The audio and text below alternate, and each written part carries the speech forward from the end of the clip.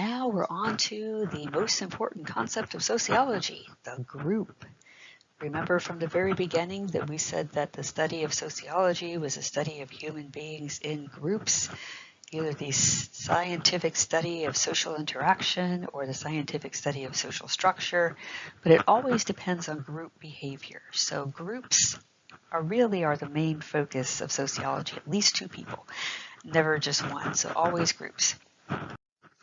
A group is defined as two or more people in contact with one another, sharing some ways of thinking, feeling, and behaving, and having one or more interests or goals in common. So they are people that are together for a reason.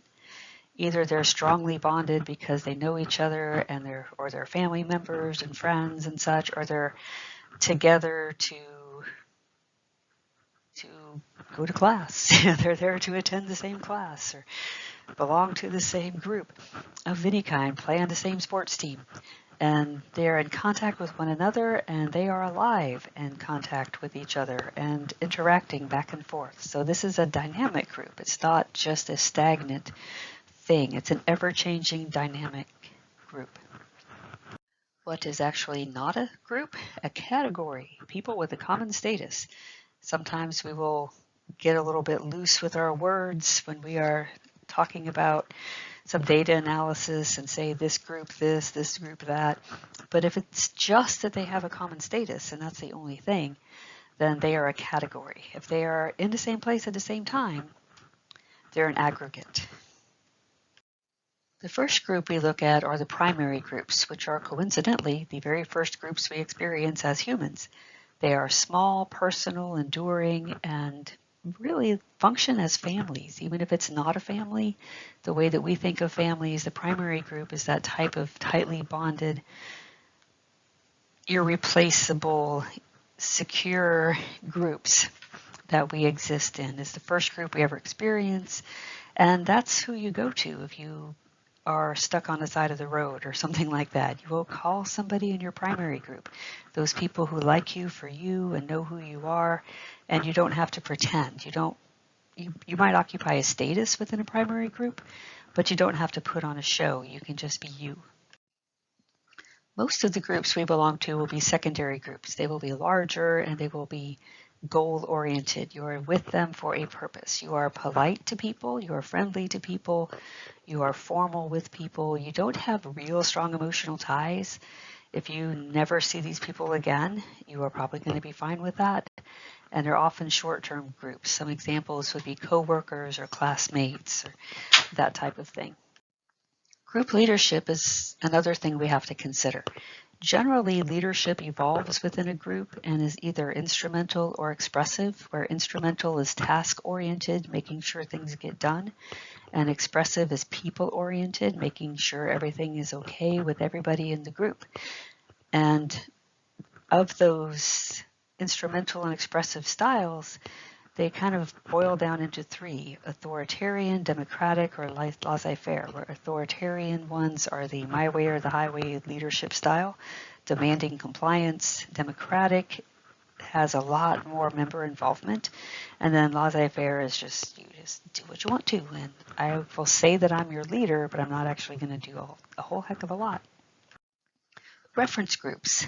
This alludes to the fact that when we make an evaluation of ourselves, a positive or negative evaluation of something about ourselves, that we are comparing ourselves to real people, real experiences that we have collected as kind of a group in our head.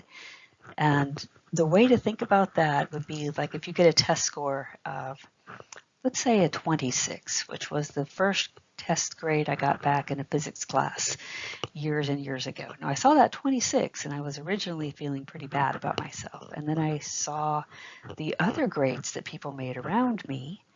And while comparing myself to that group, I felt pretty good after that because that 26 was magically a D. I don't know how that happened, but we do that a lot, right? When my son came home once and he says, now before I tell you what I made on this test, the class average was a 65.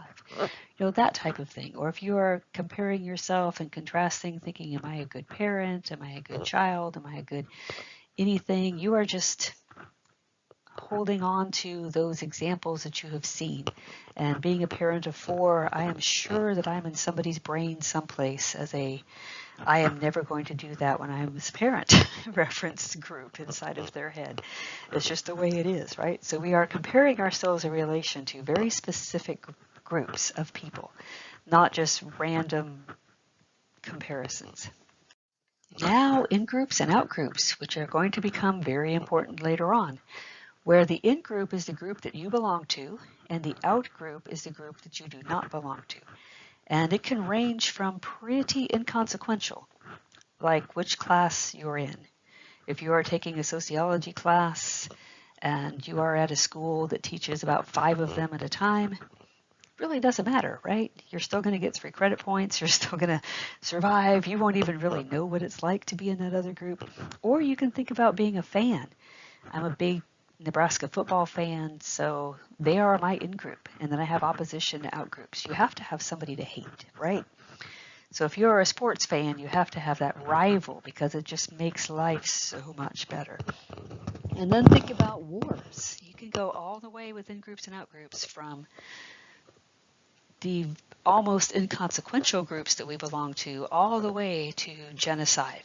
And it's all because we are incredibly loyal to our in-groups and we are opposed to our out-groups.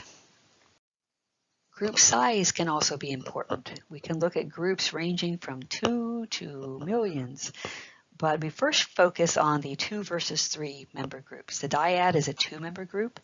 It has an incredibly strong bond because all of your energy and emotion and everything is going to just one other person, but it's unstable. You get rid of that other person, you don't have a group anymore. Triads are 3-member groups. They are more stable. If you get rid of somebody, you still have a group. But it increases the interactions then that you can have between the individuals. And you start forming coalitions where you can have 2 against 1. And then as groups get bigger and bigger, you can see that you form more and more and more bonds, which become weaker and weaker as the groups themselves become more and more and more stable. So the smaller the group, the stronger the bond, the less stable the group. The larger the group, the less stable the bond, the more stable the group. And last are the social networks. The things that we want to talk about inside of these social networks are social capital and then bridging versus bonding social capital. So social capital is a resources found within social bonds. We know people, and those people know people, and those people know even more people. So if you want to find something like a piano tuner, you can go on Facebook and say, hey, anybody know a piano tuner? And out of the woodwork comes these lists of people that tune pianos, and then people talking about how good they are. And all of a sudden, through your network, you have the resource of a piano tuner's name. So that's what social capital is. It's information usually found within social bonds, the people who know each other. Bridging social bonds are between groups. So it's kind of friends type of bonds that we have with people.